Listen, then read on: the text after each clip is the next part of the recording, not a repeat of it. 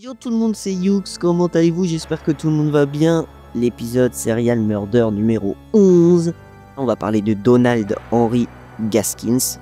Donald Gaskins, il est né en 1933 en Caroline du Sud. Il deviendra par la suite l'un des tueurs en série les plus prolifiques des États-Unis. Sa brutalité à lui, elle était sans limite. Donc il dira « J'ai parcouru le même chemin que Dieu en prenant des vies et en terrorisant les gens. Je suis devenu son égal à travers mes meurtres. J'ai été mon propre maître. Grâce à ce pouvoir, j'en viens maintenant à ma propre rédemption. » Donc sa mère s'est remariée quand elle est tombée enceinte de lui. Gaskins ne connaîtra jamais son père aussi. Beaucoup de ses beaux-pères traitaient le jeune garçon avec violence, le battant parfois même sous les yeux de sa mère qui ne faisait rien pour le protéger. À l'école, c'était pas beaucoup mieux. Il a enchaîné les surnoms, notamment celui de Pee-wee, qui revient souvent en raison de sa petite taille. À chaque fois, il était puni par ses enseignants, donc à 11 ans seulement, il décida de quitter justement l'école pour travailler dans un garage de la région et aider la ferme familiale. Au garage où il travaillera, il rencontra deux garçons, donc l'un se nommait Danny et l'autre se nommait Marsh. Ils possédaient environ le même âge et comme lui, ils avaient arrêté l'école. Donald Gaskins commença alors à cambrioler des maisons et à ramasser des prostituées dans les villes voisines. Les trois garçons même étaient délinquants, parfois ils vont même aller jusqu'à violer des jeunes garçons. Donc le trio arrêta son saccage sexuel après avoir été justement pris pour viol collectif sur la jeune sœur d'un des trois, donc sur la jeune sœur de Marsh. Comme punition, les parents leur lièrent les mains et les battront jusqu'à ce qu'ils saignent. Donc après les coups, Marsh et Danny quittèrent la région, tandis que Gaskins continua de réaliser des effractions. Donc en 1946, à l'âge de 13 ans, une fille qu'il connaissait l'interrompit en train de cambrioler une maison. Gaskins va l'attaquer avec une hache, et Gaskins sera arrêté, jugé et reconnu coupable d'agression avec arme mortelle et intention de tuer. Donc par la suite de cette agression, il va être envoyé dans une école industrielle pour garçons. Donc dès son entrée, Gaskins se fera attaquer et sera violé par 20 hommes. Donc voilà, là c'était un peu pour vous parler de son enfance. Vous pouvez voir qu'il n'a pas une enfance facile. Donc il va sortir en mars 1951, lors de son 18e anniversaire. Et donc il obtiendra ensuite un emploi dans une plantation de tabac, mais ne pouvait toujours pas résister à la tentation. Donc une nouvelle fois, il était impliqué dans une fraude. Donc cette fois-ci, c'était une fraude à l'assurance. Les gens autour de la région commençaient déjà à cette époque-là, à l'âge de 18 ans, à se méfier de lui. Plus tard, avec un marteau, donc il va fendre le crâne de la fille de son employeur qui voulait le dénoncer pour cette fraude. Donc il sera envoyé une nouvelle fois en prison. L'école de réforme, c'est pas vraiment la prison, ça y ressemble. Donc la prison, comme je vous l'ai dit, n'était pas vraiment différente de son temps passé à l'école de réforme. Il rejoindra immédiatement un gang avec qui il avait des relations sexuelles en échange d'une protection. Donc un jour, il réalisa que la seule façon de survivre dans la prison était de se faire connaître comme un power man, un homme dangereux que personne ne veut approcher. Il va jeter son dévolu sur l'un des détenus les plus forts de la prison, donc il réussit à le manipuler et à lier une relation de confiance. Pour finalement un jour, il arrive avec un couteau et lui tranche la gorge devant tous les détenus. Il avait réussi à se faire craindre par tous les autres prisonniers. Gaskins entretiendra ensuite une relation avec une femme de carnaval nommée Betty. Il se rendra à Tennessee donc pour renflouer le frère de Betty enfermé en prison. Mais quand il retourne à l'hôtel, Betty et sa voiture ont déjà disparu.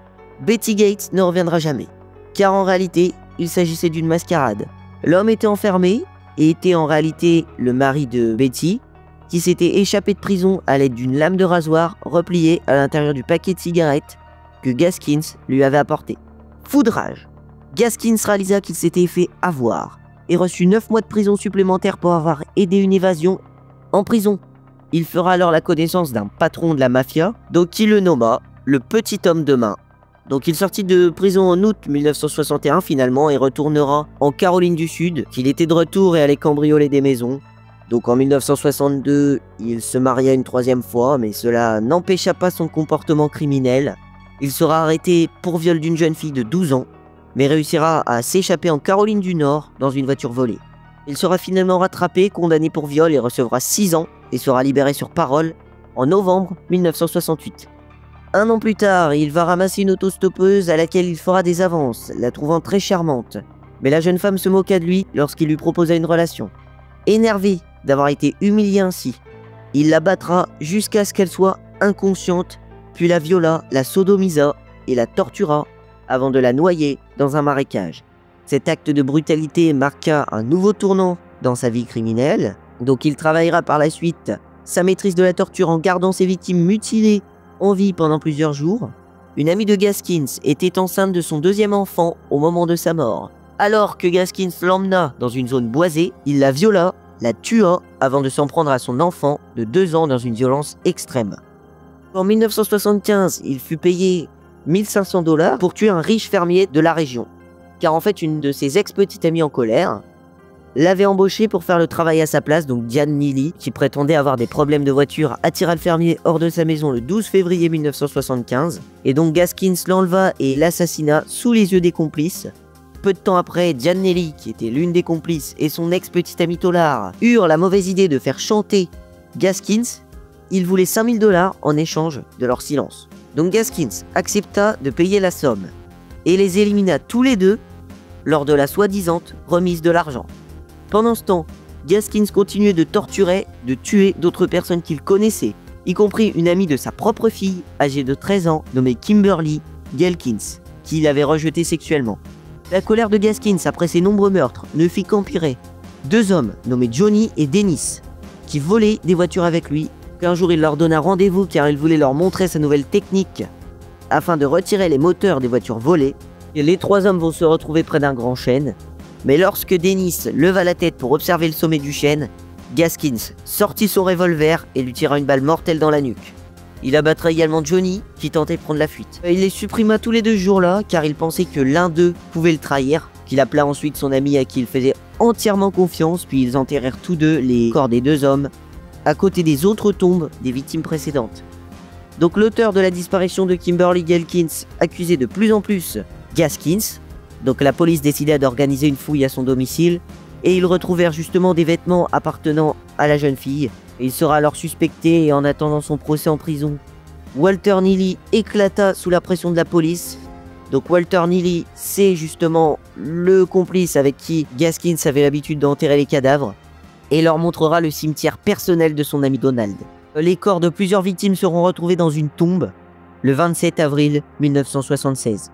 Lors de son jugement, Gaskins tenta d'apparaître comme une victime innocente, mais cela échoua le 24 mai 1976, donc un jury le reconnaîtra coupable du meurtre de Dennis Bellamy, pour lequel il sera soumis à la peine de mort. Il avouera plus tard 7 meurtres supplémentaires afin d'éviter une peine de mort supplémentaire. Donc en prison, de retour une nouvelle fois, il appréciera le traitement grandiose qu'il reçut des autres détenus, en raison de sa réputation absolument infâme. Tout le monde le craignait, presque autant que dans son village. Il avait une réputation bizarre, il était hargneux, agressif. Maintenant, c'était Pee-wee qui dirigeait et chaque prisonnier était au courant. La peine de mort venait d'être légalisée de nouveau en Caroline du Sud, mais cela signifiait peu pour lui qui continuera de tuer même en prison. Donc un jour, il décida d'assassiner Rudolf Tyner, meurtre pour lequel il était censé recevoir de l'argent. Il est dans le couloir de la mort et il tente d'assassiner. Rudolf Tyner avait été condamné pour meurtre dans un hold-up et devait vivre encore une décennie ou plus avec possibilité de recours à une chaise électrique. Il possédait un retard mental, il avait des tendances schizophrènes et donc il avait été condamné après avoir tué de plusieurs balles dans la tête les gérants d'une épicerie. Leur fils Tony Simo avait comploté avec Gaskins afin de venger la mort de ses parents. Gaskins, il avait un magnétophone afin de faire part à Tony des résultats. Il avait également contact avec Rudolf Tyner dans la prison avec qui il parlait à travers un conduit d'aération. Au début, il voulut l'empoisonner en lui glissant toutes sortes de choses à travers le conduit, telles que de la malbouffe ou différentes sortes de pilules ainsi que de la marijuana ou de l'héroïne. Simo lui fournira alors une boîte de bonbons lacés avec du poison, assez fort pour tuer un cheval. Donc Gaskins les envoyait à Tyner qui subira de fortes douleurs d'estomac. Au cours des 12 mois suivants, Gaskins répète l'expérience à 5 reprises. Il fortifie des aliments qu'il mêle à de la drogue en y ajoutant des doses toxiques, mais en vain. Tyner survit et croit que le lien, en fait, entre les cadeaux de Gaskins et ses fortes douleurs d'estomac sont simplement de pure coïncidence. Il a un retard mental, donc forcément, il ne comprend pas, et donc Gaskins en a marre du poison et décide alors de construire une bombe. Simo lui fournit le câblage ainsi que le matériel et le C4, qu'il cachera dans des bottes de cow-boy adressées à Gaskins. Tyner accepte alors l'idée de laisser Gaskins connecter un interphone entre leurs cellules, mais Gaskins passe alors le fil relié à la télécommande du C4 à travers le conduit d'aération. Donc il construit un récepteur pour sa cible avec un gobelet en plastique. qu'il bourre d'explosifs. Gaskins envoie alors le gobelet à Tyner le soir du 12 septembre 1982, et au moment où il commence à l'entendre parler dans le gobelet, appuie sur la télécommande et fait sauter Tyner qui explose sans comprendre. La dernière chose qu'il entendit à travers cette enceinte avant que sa tête n'explose, c'était moi en train de rire, dira Gaskins aux enquêteurs. Donc un meurtre dans le couloir de la mort était une grande première, et Donald Gaskins l'avait fait. Donc il tentera même en prison, afin de rester en vie et d'allonger sa détention, d'avouer d'autres meurtres, en admettant notamment celui d'une fille de famille importante. Donc les enquêteurs affirmeront que la confession de Gaskins était tout simplement pour la publicité et pour allonger un peu le peu de jours qui lui restait à vivre. Elle fut donc rejetée. Gaskins sera alors exécuté le 6 septembre 1991 à 1h10 du matin. Donc on remarquera aussi que 2 heures avant sa condamnation, Gaskins avait tenté de se suicider, ne parvenant pas à mourir avant son exécution. Ses derniers mots seront « Je vais laisser mes avocats parler pour moi, je suis maintenant prêt à y aller ». Je vous ai présenté, comme je vous l'ai dit, l'un des monstres des États-Unis. Je vous souhaite une très bonne continuation, c'est le plus important. A bientôt, à la semaine prochaine, pour l'épisode numéro 12 sur la bête sexuelle Gérard Schaeffer. Salut tout le monde.